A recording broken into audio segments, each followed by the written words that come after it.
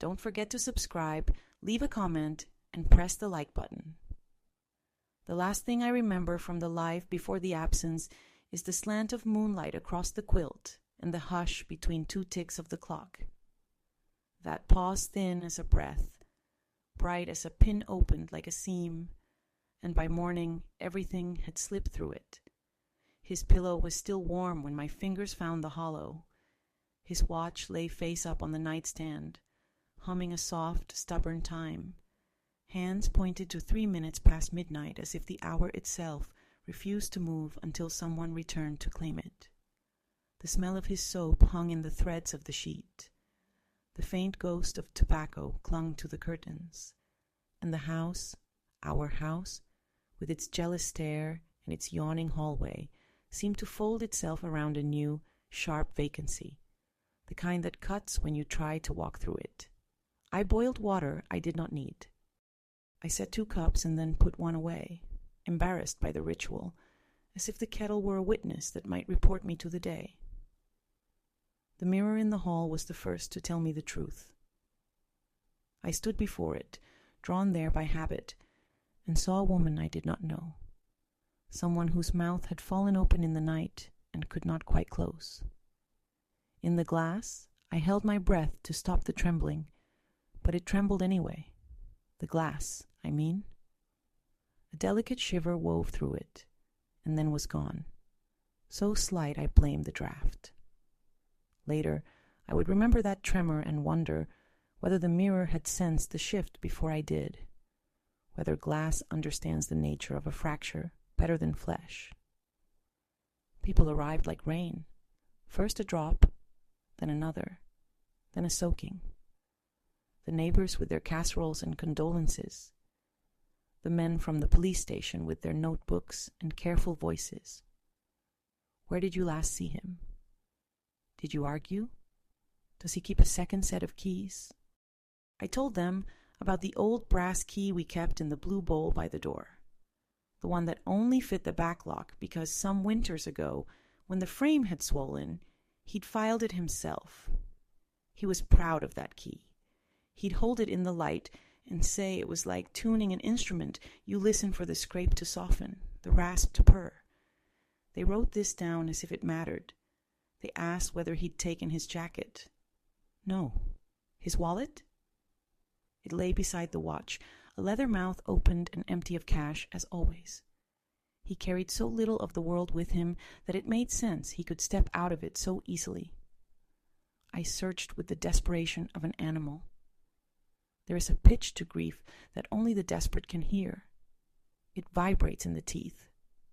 I checked the shed, the cellar, the crawl space behind the pantry where the house keeps its secrets, old newspapers, a cracked jar, a doll's head my daughter swore she never owned. At dawn, I walked the road to the river, and the river looked back at me like a creature with a single lidless eye. I called his name, knowing the reeds have no language and the water keeps what it likes. When I came home, the kettle had cooled. The clock, indifferent, had kept perfect time. I folded his shirts. I dusted his shoes. I pressed my face into his coat and breathed until my lungs hurt. The children, 2 then, small and ferocious in their faith, asked whether Papa had been taken by angels. I said angels have better manners than to leave without a goodbye. They cried because I was making jokes again, and they knew even then that I laugh when it is worst. I laughed when the pastor told me the Lord works in mysterious ways. I laughed when my sister said I was strong, and when night came, I laughed at the clock for having the gall to go on. Then I stopped laughing, because there is only so much a mouth can do before it breaks.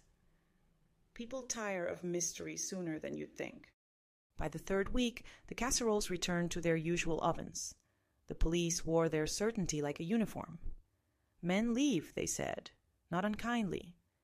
Men do this sort of thing. They find other towns, other women, younger worlds. He was loyal, I said. They smiled the smile they keep for children. The file closed with a sigh I could hear in my bones.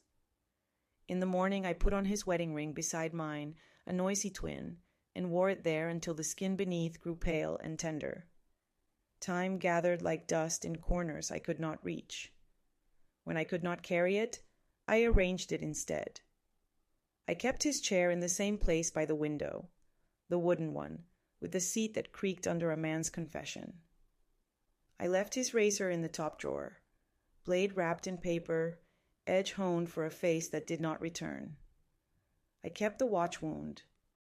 The hands refused to move beyond 3 minutes past midnight, but if I held the back to my ear, I could hear the faintest tremor, as if inside it a smaller clock, a secret one, still counted something only it understood. The children learned to avoid the subject.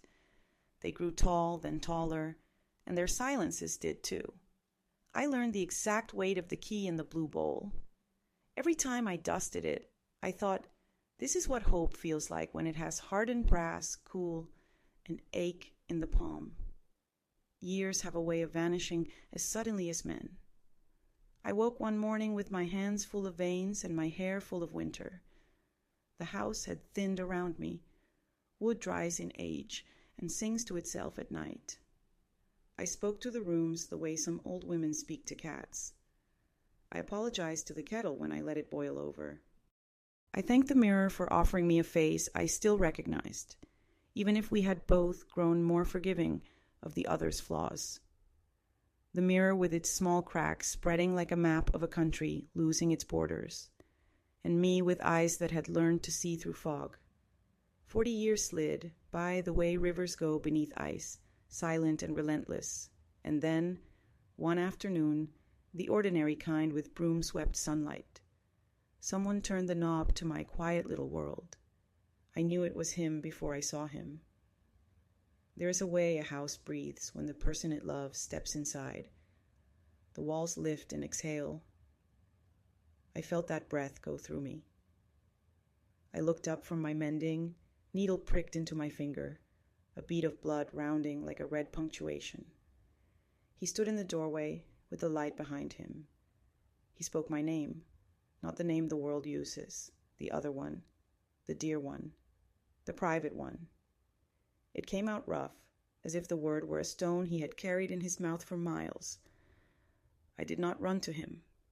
I rose slowly, as if keeping the moment from startling, and crossed the rug I had woven the winter after he left.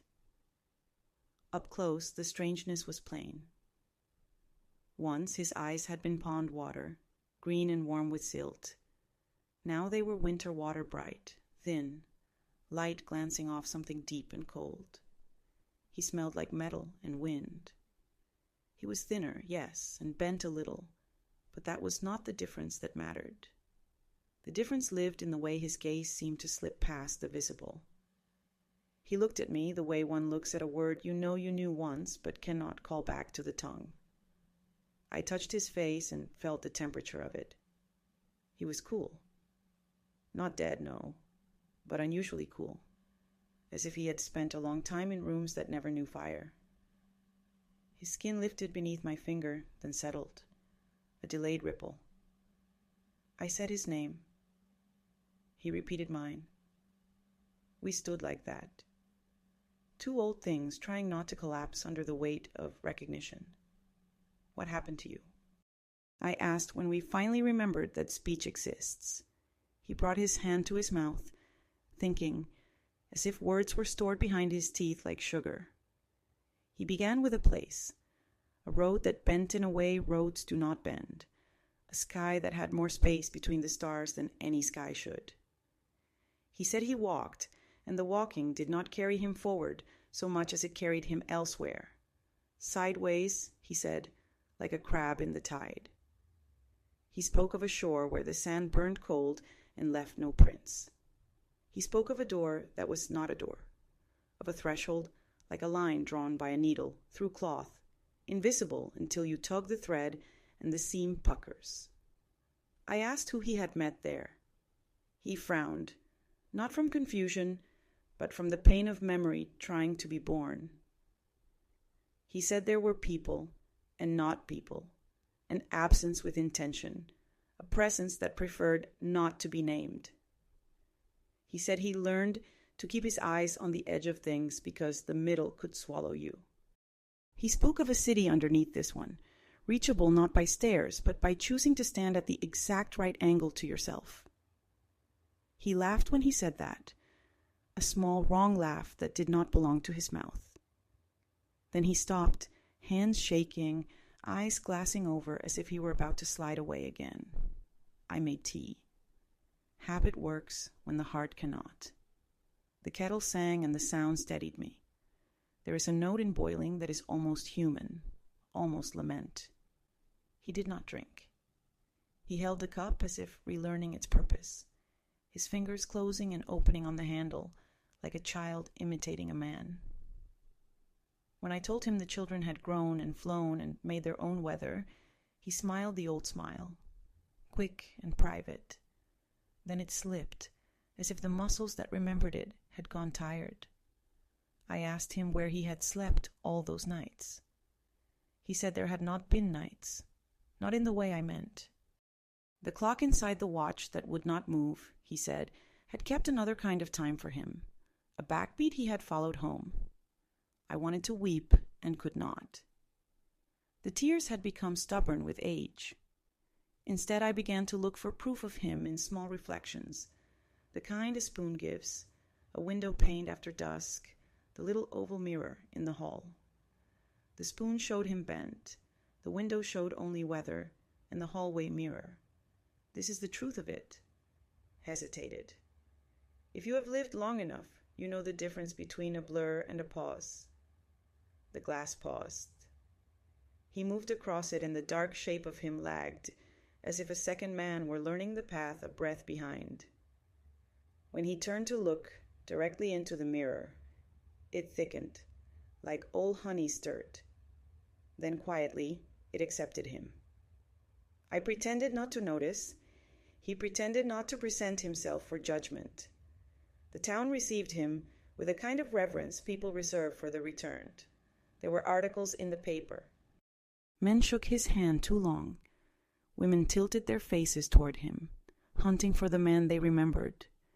He wore their attention like a coat he did not ask for. At night he would take it off and leave it folded on the chair by the window. I watched him learn our rooms again. He relearned the door first, the front and the back, the way the lock caught on cold mornings, and required the sigh of the brass key to persuade it. He handled that key with something like fear. Once, as I stood in the kitchen with my hands in the sink, I heard it fall into the blue bowl, and the ring it made was not quite right. Too bright, too hollow, as if the metal had become a bell for a god I did not want in the house. I loved him. Let me say that plainly. I loved him not as a memory, not as a duty, not as a story I told myself to keep breathing, but as the man who had once reached for my wrist on a summer street and tugged me laughing into the shade. I loved him enough to learn this new version of his silence.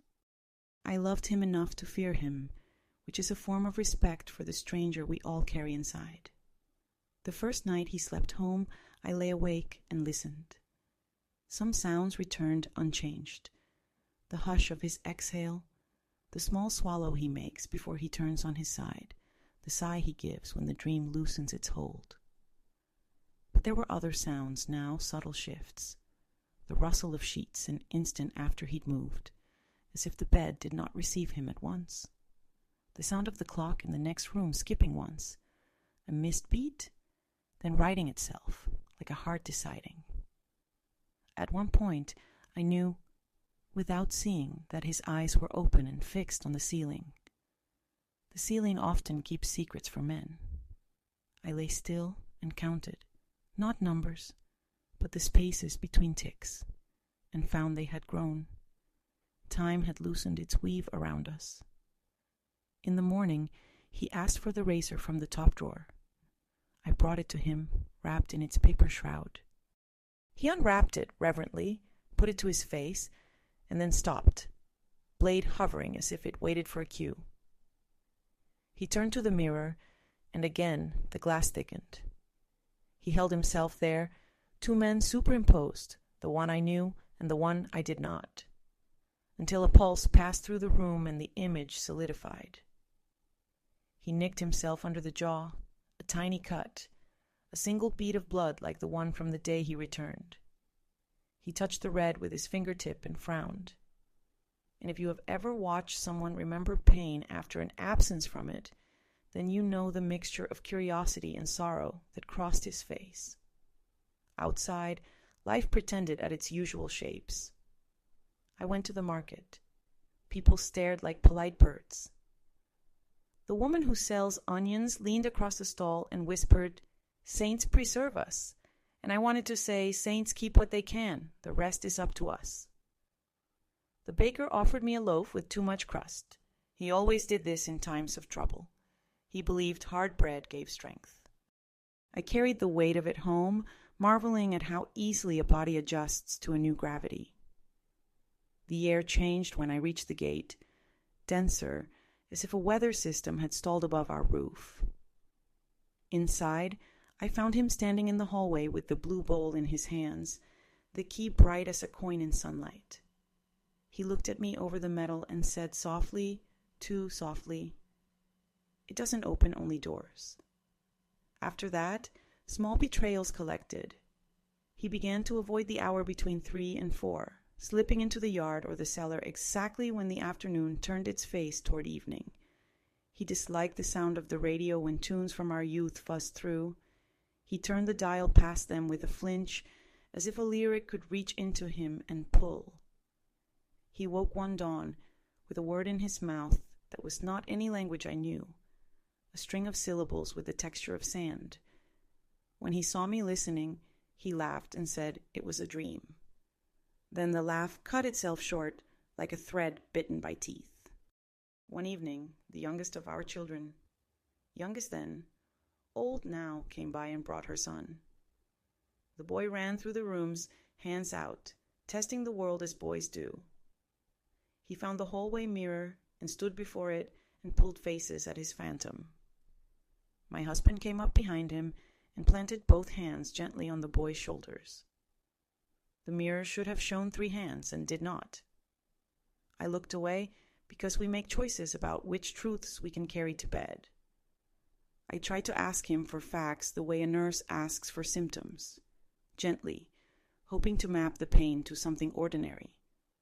Did you eat there? Did you sleep? Did you fear? He said he ate but could not say what. He slept but not in any place the word room could hold. He did not fear the way we fear. He feared becoming porous. He feared leaking. He pressed his palms together as he said this, as if to keep himself from seeping into the air. All the while, the watch on the nightstand held its small arrest. I wound it. It hummed. I set it down with care, hands still stuck to the midnight 3 and the minute past that matters. One day, I opened the back and found a second face beneath the first, a smaller dial with a slender hand that ticked in peculiar increments. 2 beats, then a rest. 4 beats, then a rest, like a code tapping patiently at a door. I did not tell him what I had seen. I closed the watch and slept with it under my pillow, trusting no logic but the one that told me to listen for strange music, as if it might be singing my life back to me. Don't forget to tap like, leave a thought in the comments, and subscribe if this keeps you company late at night. In the end, the thing that forced me to look directly was kinder than a catastrophe. It was a small hour, blue at the edges, when the house was a hell breath, and I woke to find him standing at the back door with the key between his fingers, turning it back and forth without putting it to the lock. He did not know I was watching. He lifted the key until the first light caught it, and a ribbon of brightness slithered across the floor. He angled the metal so the light formed a narrow line on the threshold, a seam like the one between 2 ticks. He stepped toward it, and the air round his ankle wrinkled, like a curtain stirred without wind. He did not move again. He let the light fade. He turned the key in a simple circle and set it down. When I made a sound, he startled. And this broke me. Raised his hands the way a child does when caught. Then he lowered them and gave me the exact smile he wore the summer we met, many worlds ago. The one that said everything we were about to do was a secret we had both already forgiven. I put my hand on the door and felt, under the paint and the grain of the wood, the faintest vibration, as if the house were purring. We stood like that until the kettle, stubborn as time, began to sing. I brought the kettle off the flame, but I left it singing longer than I should have, as though the noise could drown the silence between us. He sat at the table with the key still in his hand, turning it over as if studying the pattern of teeth could tell him something about himself.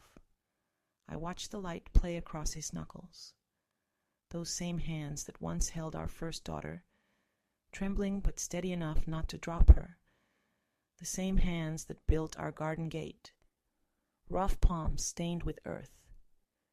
And yet, they seemed thinner now, bones nearer to the skin, and when he lifted the cup to his mouth, he drank, like a man rehearsing a gesture, one slow swallow at a time, as though water were strange to him.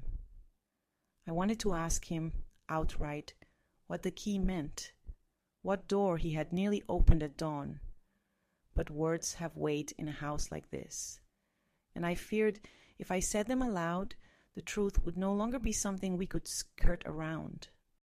So I poured my tea, set the cup before him, and we sat like strangers who shared a past but not a present. His eyes stayed fixed on the seam of light the rising sun left on the floor, as though it marked a threshold he had already crossed 1,000 times in memory. The days that followed became a kind of ritual of half-truths. He rose early, sometimes before the crows began their racket in the trees, and I would find him outside, staring at the sky with his head tilted, lips moving, but soundless. In the afternoons he sat in his chair by the window and wrote in a small book he carried in his pocket, though when I once asked to see it, he shut it quickly, his thumb smudging the page. He smiled, the kind of smile men use when they are too tired to invent a lie, and said it was nothing, just notes. But I caught sight of one line before the cover closed. Not the same sky. At night he lay beside me, but there were hours when I felt as if I were sleeping next to a stranger, wearing my husband's scent. His breathing faltered at irregular intervals, not from age, but as though it followed another rhythm, one hidden from me. Sometimes he would whisper words into the darkness, words with sharp edges and strange vowels, too guttural to belong to any language I knew. Once, when I placed my hand on his chest to calm him, I felt it not rise and fall, but stutter, as if his body remembered how to breathe only in fragments. I pulled my hand away and prayed in silence, not to bring him back, for he was already here, but to anchor whatever part of him still belonged to this earth. I noticed the mirrors most of all. The one in the hallway with its hairline crack began to dull, as though it had grown tired of showing us. My reflection still stood solid, shoulders bent, face worn and familiar. His was fainter, blurred at the edges, like a photograph left too long in the sun. Sometimes, when I passed quickly, I saw him hesitate inside it, his body in the room moving a fraction faster than the one in the glass. Once, the delay was so long I gasped aloud, and he looked at me sharply, as though he knew. He reached out then, his hand firm on my wrist, and said only, "Don't be afraid of what you see." But how could I not be? The children visited less, though not out of neglect. It was that uneasy reverence again. They hugged him. Yes. They listened when he spoke in fragments. But afterward they left with unsettled eyes, whispering at the gate like children who had glimpsed a secret too large for them. My eldest confessed once that when she kissed his cheek goodbye, it felt colder than stone. I hushed her, said age does strange things to the body, but she shook her head and told me there was something in his gaze that belonged to nowhere she knew. And yet, there were moments, brief but blazing, when the man I had lost returned in full. Once, as I was hanging laundry in the yard, he came behind me, wrapped his arms around my waist, and pressed his cheek against my neck. The warmth of him then was real, human, and I closed my eyes and leaned into it, nearly weeping from the recognition. He whispered my name, the old way, soft as a prayer, and for a heartbeat I believed he was whole. But when I turned, his eyes were wet, not from tenderness, but from something like grief, as if he too knew he could not hold on to this shape for long. The watch remained on the nightstand, stubborn in its defiance of time. I would wind it each evening, and the faint hum inside grew louder with each day he spent under our roof. Once, when I placed my ear to it, I swore I heard not the usual tick, but a low, pulsing rhythm like a second heartbeat. I mentioned this to him cautiously, and he smiled in that unreadable way, saying, "Perhaps it's not keeping your time at all." His words stayed with me, needling into my thoughts until I began to dream of hidden clocks and unseen hours, whole days passing in shadows while the world above went blind to them. One evening, after supper, I found him in the cellar. He was standing at the far wall, where the stone is old and damp, his hand pressed flat against it, as if listening. His eyes were closed, his head bowed. I called his name softly, not wanting to startle him, but he did not stir. I stepped closer and saw his lips moving again, whispering that guttural language. Then the wall itself seemed to respond, just the faintest vibration beneath the surface, as though something behind the stone had shifted to meet him. My breath caught, and I stumbled on the stair. At the sound, he turned, his expression unreadable, and said, "You shouldn't be here." His voice was gentle, but it chilled me more than if he had shouted. From that night on, I could not look at the cellar door without dread.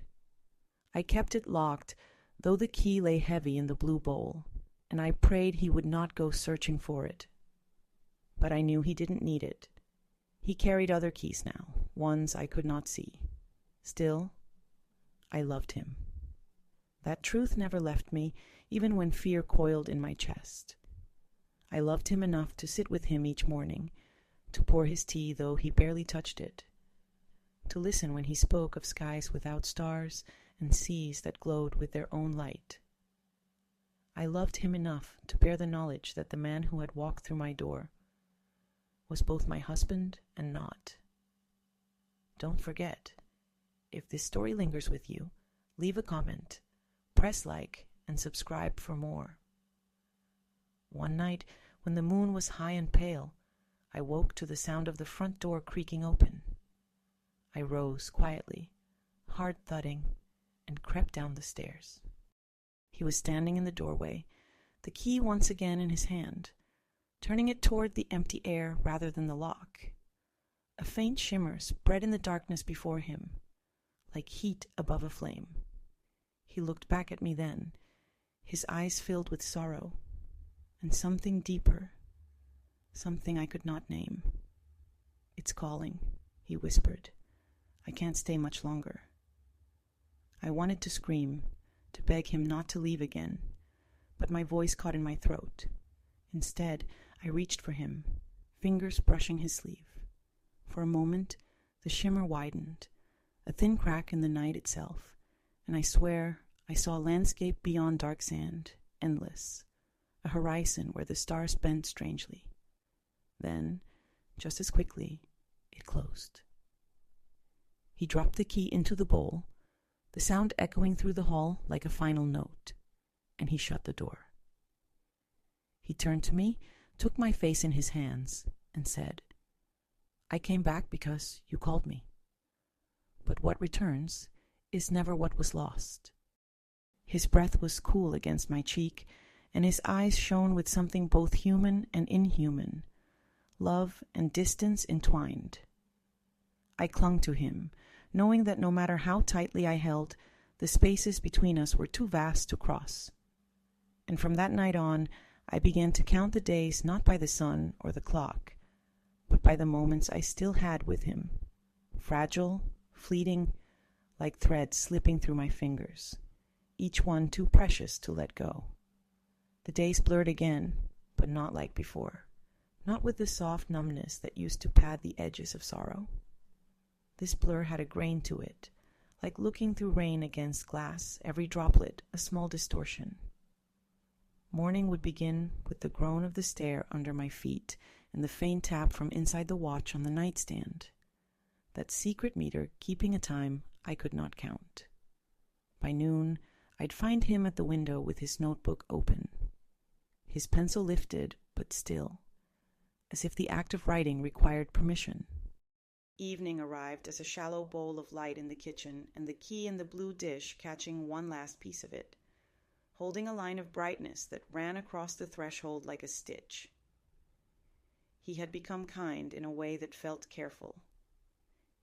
He moved around me as if I were fragile glass on a shelf he didn't trust his hands with. Sometimes that gentleness hurt more than any absence could have. When I coughed, he would tilt his head and listen, not to the sound, but to the silence afterward, as if measuring whether the world would return to itself. When I told him about the neighbors, about the price of onions and the stubborn dog that slept on the green near the church, he smiled with real pleasure, as if these ordinary scraps warmed him. Yet if I asked, "Will you stay?" he went as still as a held breath and answered with that other kind of silence, the one that is a door closed softly. One afternoon the postman brought a parcel wrapped in a brown paper, no return address, the string tied in a knot I recognized from my husband's boyhood, a long loop tucked under twice to keep it from spilling. I laughed at the old trick, and then stopped laughing when I realized I did not know who had sent it. He was already at my shoulder as I caught the string. Inside was a stack of photographs, the kind made in the years before he vanished. Glossy squares with white borders, their corners bent from time. We had taken them on a summer picnic by the river, sun so bright the sky looked like milk. There was one of him, with our daughter on his shoulders, her hands in his hair, his face turned up to her with that quick private smile. Another of me, mid-laugh, eyes closed, a smear of jam on my chin. And then a third I did not remember ever taking. The two of us together reflected in the window of the old general store, so that the words, paint, nails, tobacco, were stamped across our bodies backwards. Only in the reflection, he was looking at the camera, and I was looking away. In the real world, visible at the frame's edge, my head was turned toward him. Two versions of our posture, one pressed over the other like the beginnings of a misprint. He touched the photo lightly with his fingertip. "Reflections," he murmured, and I heard in his voice both wonder and warning.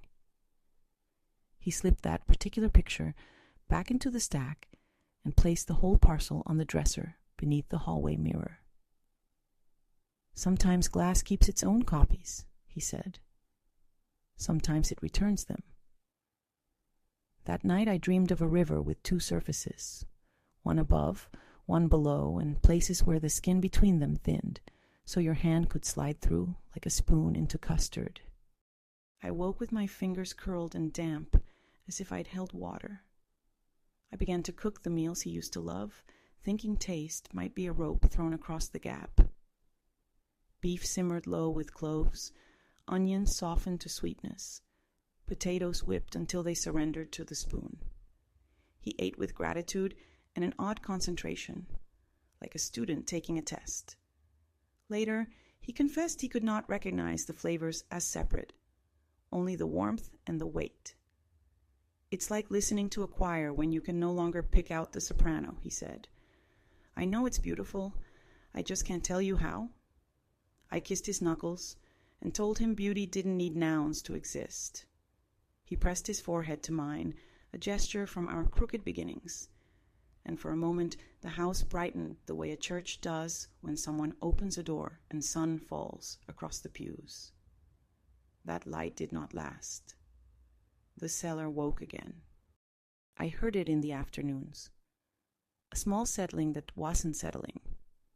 The sound of water in pipes that hadn't carried water in years. I kept the door locked, but doors are polite conventions, not barricades. Still, I clung to all my old politenesses, bedding folded sharp, dishes dried and shelved, the key returned to the bowl with a particular ring. I thought if I kept these domestic notes faithful, the larger song might hold. There were days he seemed more present than I. He would stand at the garden edge with his shoes in the dirt, watching the wind among the bean poles, and I could see in the angle of his body the boy he'd once been. The boy who stole apples and confessed immediately because the sweetness hurt him. The boy who carried me across the creek that spring flood and shivered afterward, not from cold, but from the thought of dropping me. I walked out and put my hand through his arm and felt the hum I had come to associate with him. Not sound, not even sensation exactly, more like the faint thinning of air before a summer storm. It didn't frighten me that day. I decided to treat it like weather, noticed, prepared for, but not worshipped. We tried a church service one Sunday. People made room in the pew politely, the way you make room for a saint whose miracles are inconvenient. We sang the old hymn about sheltering wings, and I remembered his voice from years ago.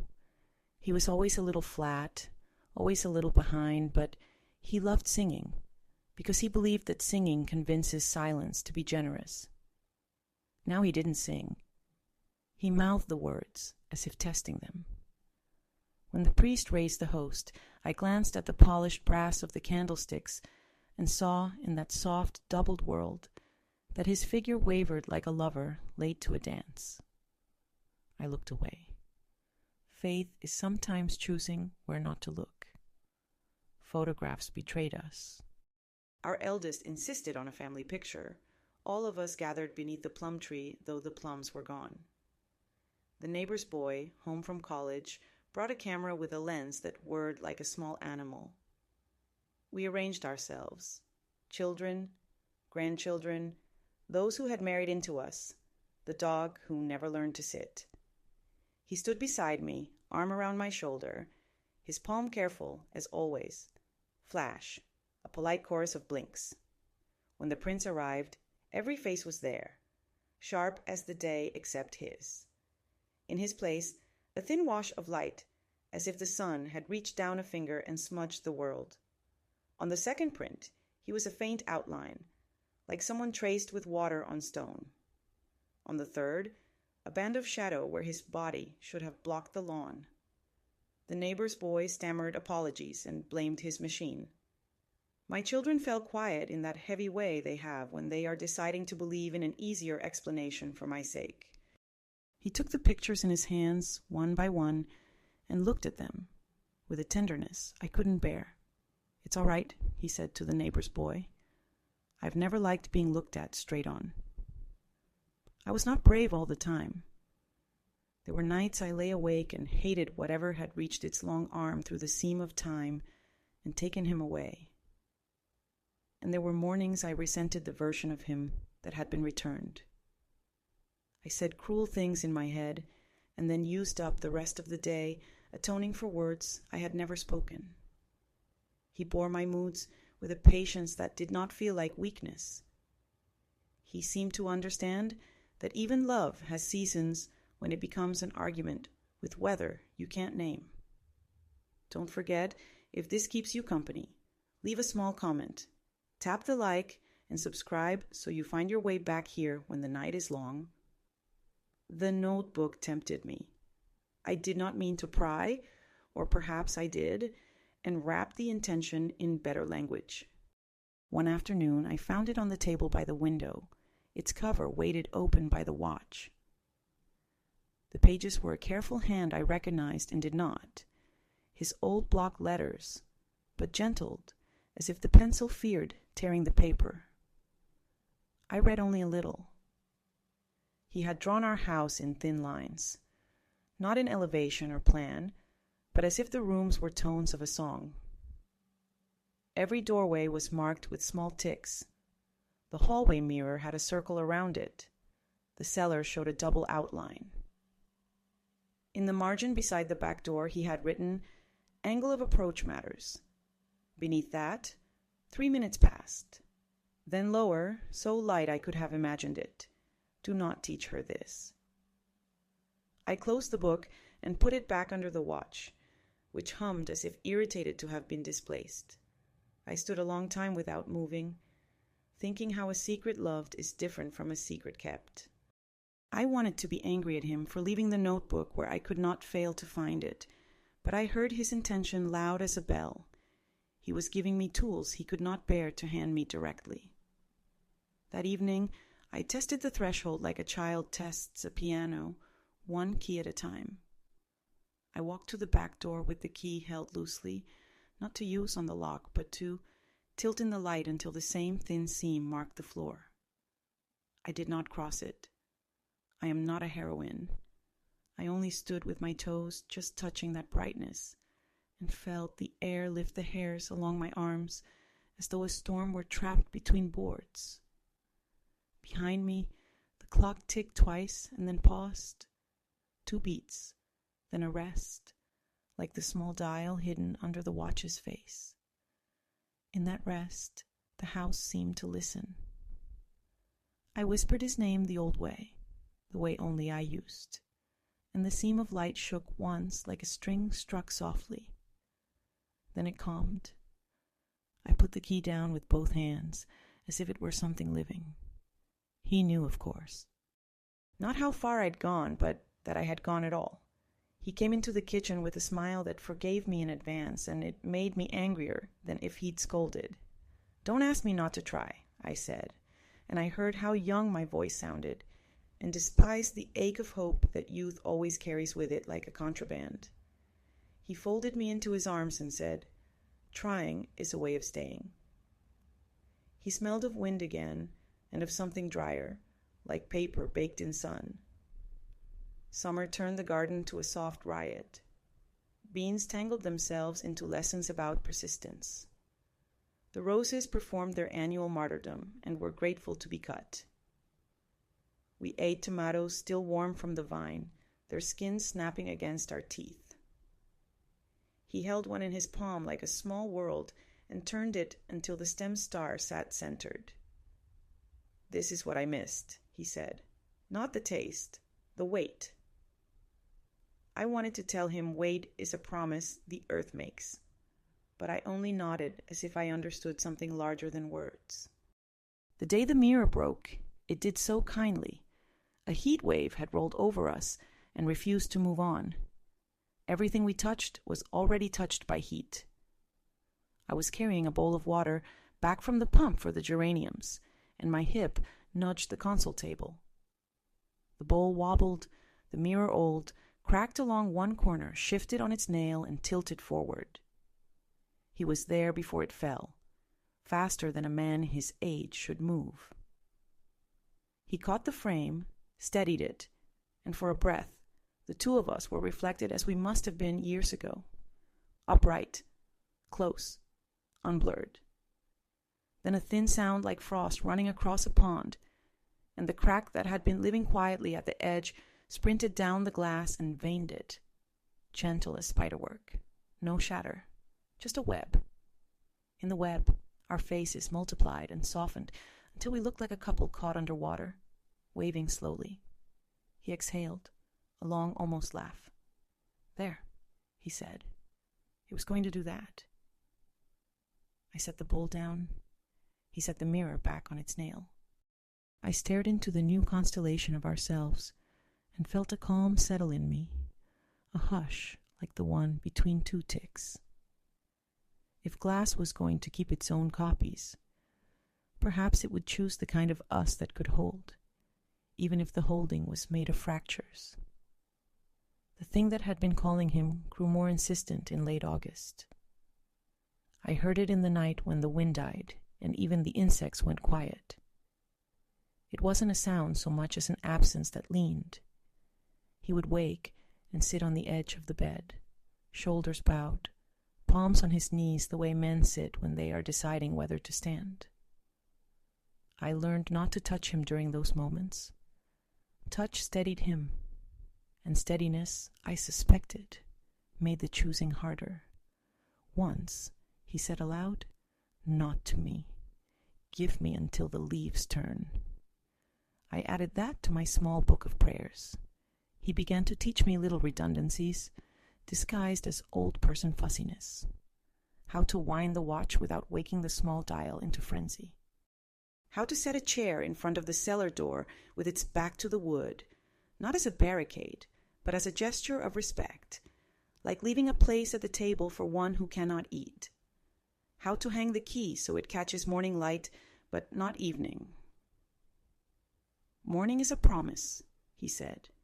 Evening is a debt. He said these things as if he were only remembering the habits of our marriage. I treated them as if they were recipes. I learned them by heart. The night before the equinox, he asked me to go to the river with him. We hadn't walked that path in years. The ground remembered our feet, or maybe I imagined that kindness. We sat where the bank makes a small lip and pretends at shelter. The water carried its own moon. He told me, in the way a man tells his wife something she already knows, how he had learned the shape of leaving and the shapes that lead back. Things want to return, he said, but not always to where they began. Sometimes the nearest version will do.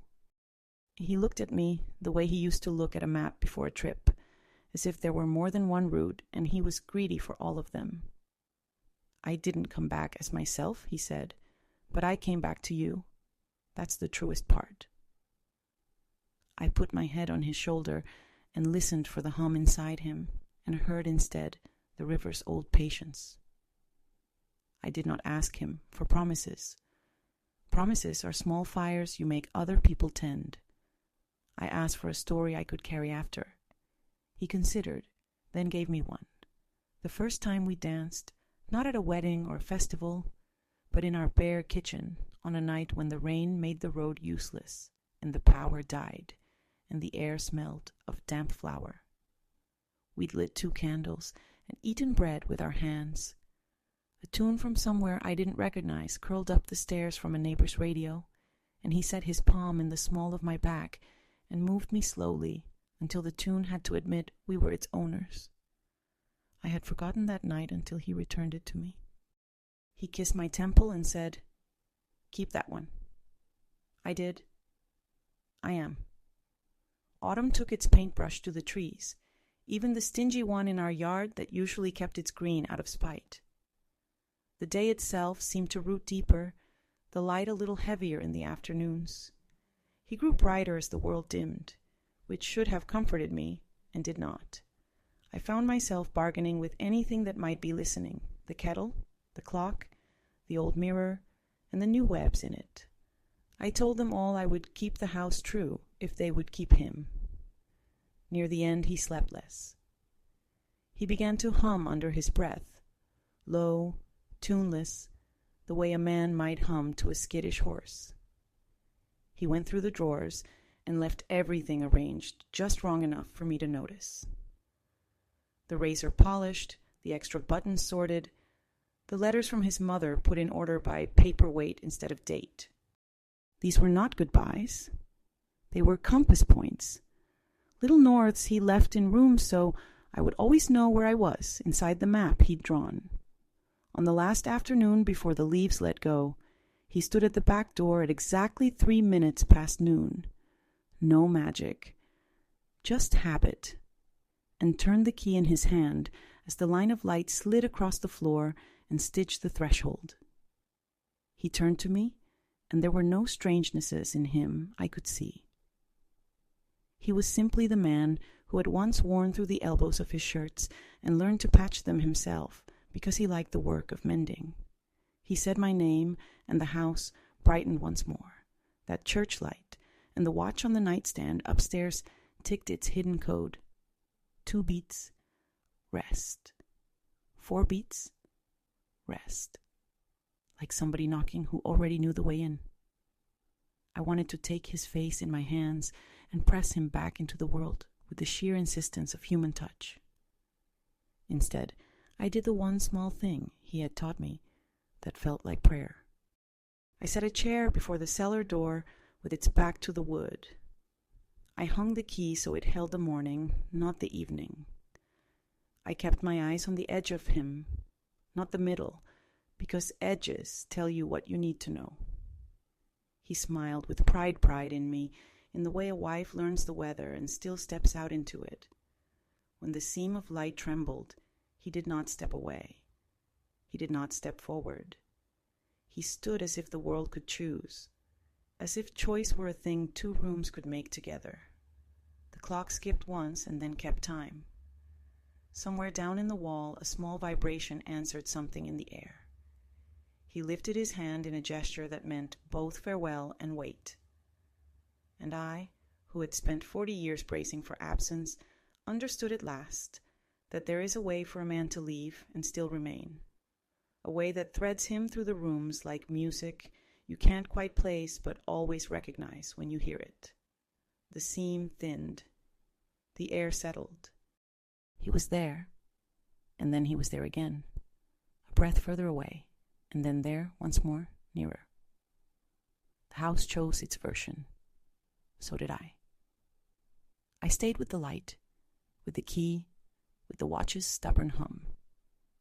I stayed with the edges and let the middle blur. I stayed until the day turned its face toward evening and the dead of light began to fall too. Then I set water to boil, because kettles understand patience better than clocks do, and I listened for the first sweet complaint of steam as if it were the start of a song that would carry me through the night. The night drew itself longer than the others, as if the hours had stretched to hold what could not be spoken. I sat by the window with the lamp turned low, watching the line of the garden blur into shadow, and I felt the house breathe with me. Slow, weary, yet listening. He moved quietly through the rooms, his footsteps soft, deliberate, the sound of a man who knows his time inside walls is nearly finished. I followed the echo of those steps with my ears, tracing him the way a child follows a story, afraid to miss even a word. He came into the kitchen where I sat, and for once he did not carry the key, nor the notebook, nor the watch. His hands were empty, and somehow that frightened me more. He looked at me with eyes that seemed clearer than they had in months, as if the fog had burned away and left only the man I once knew. "Do you remember," he said, "the first winter after we married, when the stove broke and we kept warm by walking circles through the house, holding hands?" I nodded, and the memory rose bright, our breath hanging in the cold air, our laughter echoing against bare plaster, the way the boards creaked in rhythm with our steps. "We were poor," he said, smiling faintly, "but we were whole." I wanted to tell him he was still whole, that we were still whole, but the words caught in my throat. Instead, I reached for his hand, and he let me hold it, though it was cooler than the air itself. He closed his eyes and leaned his forehead against mine, and I felt him breathe me in, as though trying to memorize the weight of me before he forgot. That night he did not sleep. I woke again and again to find him sitting upright, staring at the watch on the nightstand, listening to the code it tapped out. Sometimes he whispered along with it, syllables that made no sense, yet fell from his lips like prayers. At dawn, when the first gray light touched the mirror in the hallway, I saw him standing before it. The web of cracks had spread, making a net of broken silver, and within it his reflection wavered and doubled. For a heartbeat there were two of him, one weary and human, the other shadow-thin and waiting. I gasped, and the moment dissolved. He turned to me, face heavy with sorrow, and said, "It's nearly time." The following days felt like borrowed hours. He began leaving small things for me to find: an old coin tucked under my pillow, a pressed flower hidden in the drawer where I kept the napkins, a scrap of paper in the bread tin with the words, "I was here," written in his hand. Each discovery felt like both a gift and a farewell. I carried them in my apron pocket, touching them when the silence threatened to drown me. One evening, he asked me to walk with him to the river once more. The air was sharp, the trees nearly bare, their branches black strokes against the pale sky. We stood on the bank where the current ran swift, carrying leaves like little boats. He placed the key in my palm and closed my fingers around it. "This belongs to you now," he said. "It will open what needs opening and keep shut what must remain closed." My knees shook beneath me, and I begged him not to leave, but he only kissed the crown of my head. "I came back because you called me," he whispered, "and I will always answer, even if I am not the same." That night I hid the key beneath my pillow.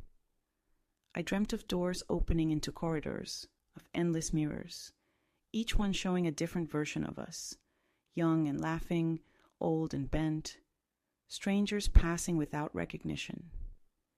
In every reflection, his eyes lingered on me, though sometimes they were his eyes, and sometimes not. I woke with the weight of the key pressing against my cheek and the certainty that choice was coming. The house itself seemed to know. The walls hummed faintly, the floorboards shivered underfoot. Even the clock ticked unevenly, as though bracing for something. I found him in the cellar once more, his hand pressed to the stone, tears on his face, though he did not sob. "They want me back," he said, "but I want to stay." And then, after a pause, "Perhaps there's a way to be both." On the eve of the equinox, he held me long in the kitchen, the kettle hissing behind us, the smell of tea filling the air. He told me to remember the sound of boiling water, the hum of bees in the lilacs, the crack of ice on the river, all the small noises that tether us to the world. "If you hear them," he said, "you'll know I'm near, even if you cannot see me." I clung to him, burying my face in his shoulder, breathing him in one last time. And when the night deepened, when the line of light appeared faintly across the floor once more, I knew the final moment had come. He lifted the watch, wound it, and set it back on the nightstand. He turned to me, lips trembling with a smile, and whispered, "I love you in every version of the world." Then he stepped toward the seam. The air quivered. The glass in the hallway mirror rippled like water. My heart pounded so loud it drowned out the ticking clock. He looked back only once, eyes filled with both sorrow and peace, and then the space where he had been was empty. The watch hummed. The key glowed faintly warm beneath my hand. And I, left standing in the doorway, felt both broken and whole at once, as though I had been chosen to carry not just his memory, but the echo of him that would never truly leave. I stood a long time without moving, palms cupped around the key as if I were holding a small animal that had fallen asleep in my hands. The watch on the nightstand hummed its private measure, and the house listened with me rafters, walls, the old bones of beams until the listening became a kind of company. When I finally set the key down in the blue bowl, it made a sound I had never heard from it before. Not the bright coin ring or the soft thud of metal on wood, but something hollow and kind, like a bell rung under a quilt. The seam of light on the floor faded with the morning, and the ordinary day put its face back on. I expected grief to take me by the throat, as it had the first time, but it didn't. Grief arrived politely, wiped its feet, and sat in the corner with folded hands. It knew the house. It knew me. I brewed tea for the two of us. I put his cup out, then put it away, then put it out again. Not because I had forgotten what was real, but because I wanted the table to remember we had once been two. The kettle hissed the way he'd told me to remember. The steam lifted as if to carry something and then didn't. And I found I could breathe without begging the air to be merciful. The children came. They moved through the rooms the way people move through museums. Reverent, afraid to touch anything that might make a story fall apart. I told them he had gone, and they were quiet in that careful way I have come to love and resent in equal measure. My eldest squeezed my hand and said, "We'll stay tonight." I shook my head. "Stay tomorrow," I said. "Tonight I need to hear the house speak without translation." She didn't understand, but she kissed my cheek and left her sweater on the back of the chair on purpose, the way daughters leave markers so they can find their way home again. I slept poorly, but I slept, and in the shallow water of that sleep I dreamed a thin corridor, lined with mirrors that were not made of glass but of water that had learned to be still. In each I saw a version of us, the boy with apple-stained fingers, the man with wind in his hair, the old couple keeping warm by walking circles through cold rooms, laughing. I lifted my hand in the dream and touched the surface of one, and it held, cool and firm as a forehead. When I woke, my hand was on the wall, and the wall was warm. In the days that followed, I gave myself small tasks that had nothing to do with survival and everything to do with devotion. I darned the elbows of his sweaters he had already worn through, though no one would wear them. I polished the razor. I gathered the photographs from their shoe boxes and set them in the sun on the windowsill so the faces could drink light. I turned the notebook to the drawing of our house doorways marked with ticks, mirrors circled, the cellar doubled, and I traced the lines with my finger until the paper knew the shape of my hand. Once, I lifted the watch and opened its back again to see the small dial beneath the stubborn one. The little hand went about its code 2 beats, rest, 4 beats, rest, untroubled by my attention, as if it had always known it was being watched by a woman who could do nothing to change it. I thought of the priest with his wafer and his wine, and I thought, we are all caretakers of mysteries that ask only to be held up to the light. People in town wanted a version they could set a plate beneath. Some said he had died quietly in his sleep, and I had chosen to bury him in a way that made sense to me. Some said he had left again, as men do, and I had forgiven him so thoroughly I had made of his leaving a miracle. I let their words drift past like insects you don't swat because they're part of the season. When their eyes asked for more than their mouths dared, I gave them a truth no one could swallow whole.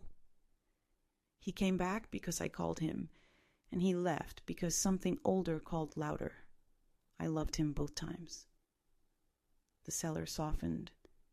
The little vibration in the wall became rare, and when it came, tender, the way a person squeezes a hand only to say, "Here." I stopped locking the door. I put the chair aside. When I swept down there, I found nothing but dust and a circle of smooth patches on the stone, as if someone had stood in the same place through the years until standing itself made the ground gentle.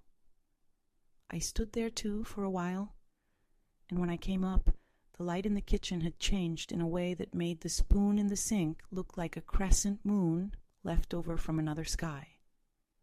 These are the kinds of changes you learn not to explain. Autumn finished its work and handed the world to winter. The mirrors in the hallway frosted on their edges in the mornings and cleared slowly like eyes waking. The web of cracks held, and in that web I saw myself as I was and as I had been, and sometimes, not often, but sometimes, another shoulder beside mine, a little higher or lower than it should be, depending on the year the mirror remembered. If I stood very still, breath hiding in my chest, I could feel an attention settle on the back of my neck. Not a chill, not a dread, only the sense of being counted among the living by something that loved us enough to count. I learned how to leave a place for him in ways no one else could see. 2 mugs on the hook, one turned a degree to the left, a folded napkin that stayed folded, a chair pulled out by the thickness of one finger. The kind of housekeeping that keeps the house itself. When the children visited, they took comfort in my routines and misread them as strength. Let them. Strength is a pair of slippers by a bed that will never be worn again. Strength is the refusal to put them away. Sometimes the seam found me at unremarkable hours, not the old 3 minutes past when the house first taught us its trick, but noon, or the blue between afternoon and evening, when the day decides what it wants to be remembered for. It arrived not as light, but as a brightening, a hush in the fabric of the hallway, and a feeling in the bones that is hard to name if you have not lived with it. Not fear, not hope, but the recognition of a door that may or may not be a door. I did not test it. He had said, morning is a promise, evening is a debt. I kept to mornings. In evenings, when that hush sometimes rose like a tide, I set the kettle on and let the steam be the only brightness I needed. The river changed the way rivers do when you aren't looking. One spring its bank had crept sideways by the width of a shoe. I went there with a crust of bread and watched the sky's copy run between reeds. On windy days I could smell the tobacco soap he used to favor, even though the shop that sold it had closed in a time when we still mistook endings for inconveniences. I would go home with the smell in my hair, and the dog from the green would follow me to the gate, as if enlisted by a world that refused to leave old women entirely to themselves. A letter arrived from a place with no return address, handwriting I knew because it had learned my name before my children had.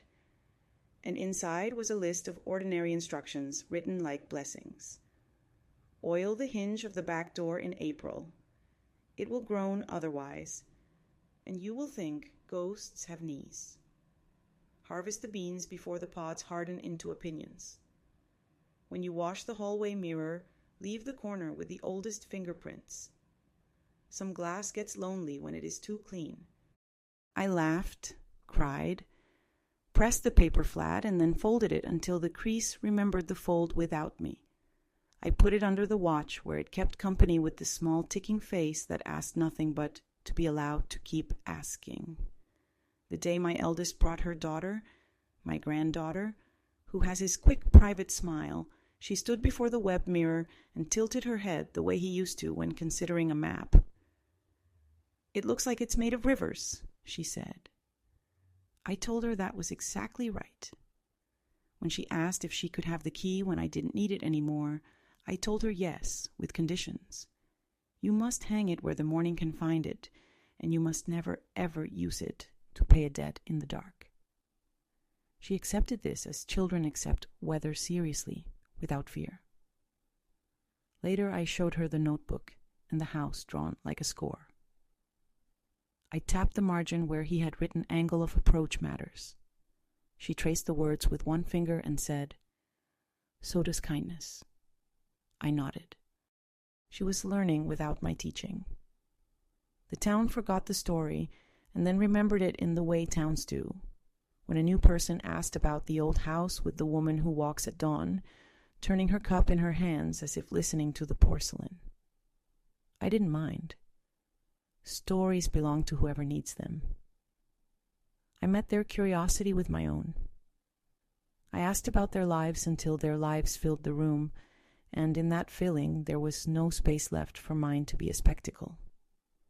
We made soups and shared them. We grew old in the ordinary way, counting pills into little boxes with days printed on the lids, making jokes we had earned. There were nights I heard him as clearly as I heard my own blood.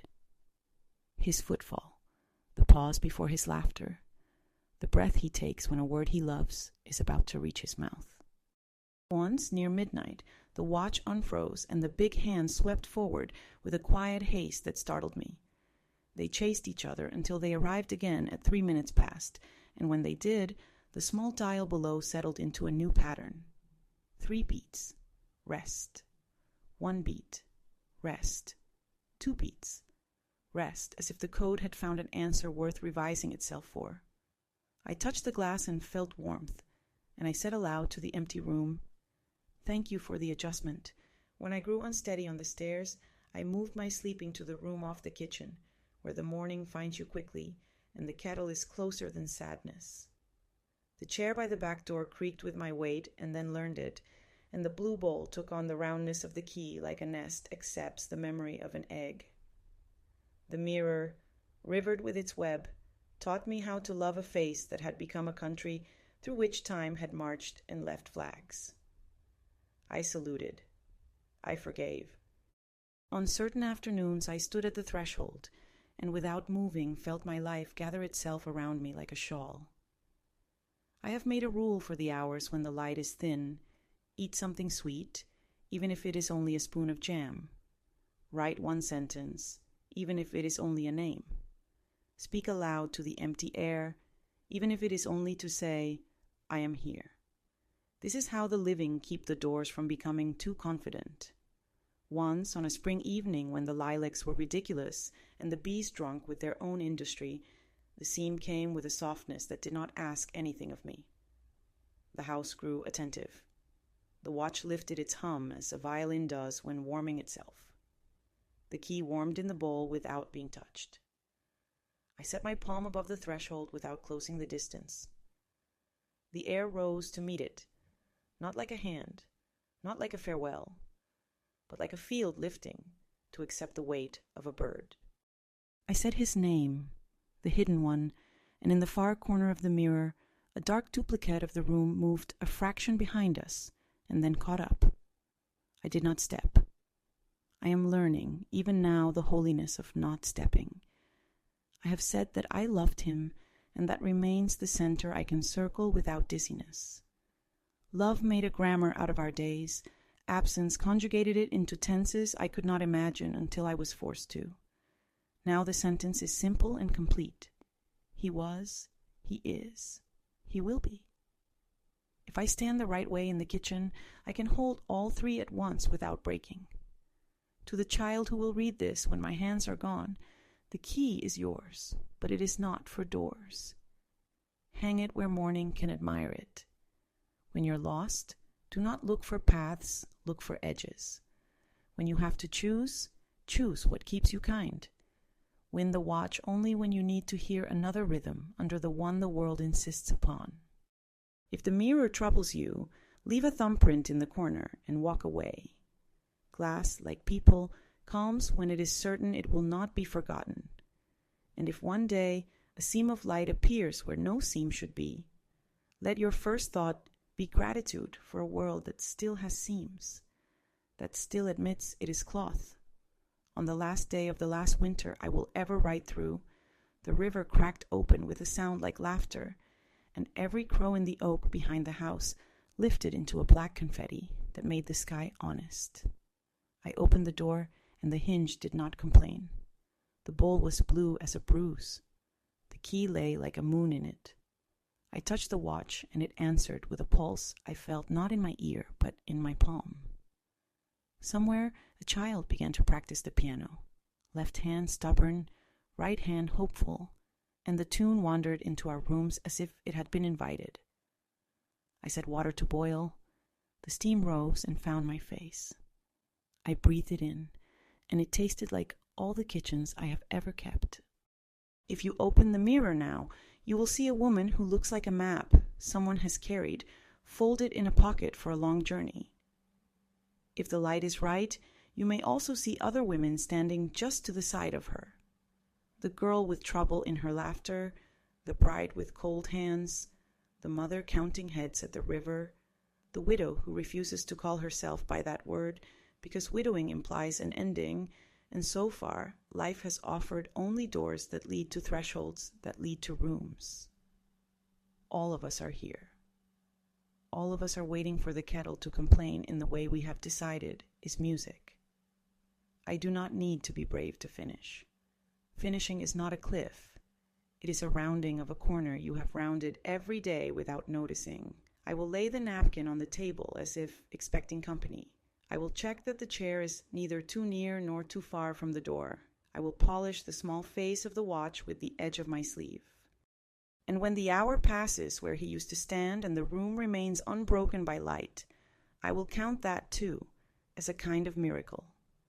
The miracle of nothing happening, which is what most of love looks like when you have finally learned to see it. If this kept you company tonight, leave a quiet word, a small like, and subscribe so you can find your way back when the house is listening and the kettle is about to sing.